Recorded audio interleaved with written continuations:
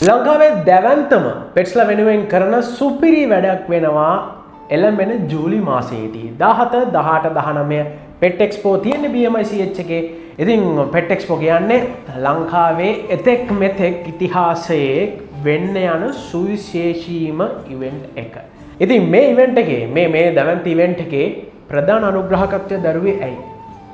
අශාන් මං හිතන්නේ මේ ඉවෙන්ට් එකේ ප්‍රධාන අනුග්‍රහකත්වය දරන්න ඕන අපි තමයි. මොකද ලෝකේ ගත්තාම අශාන් දැන් මගේ ප්‍රොෆෙෂනල් ලයිෆ් එකට එහෙම නැත්නම් වෘත්ති ජීවිතේට මේ රොයල් කැනින් එකත් එක්ක අවුරුදු 14ක් එහෙම නැත්නම් අවුරුදු 18ක් වෙනවා.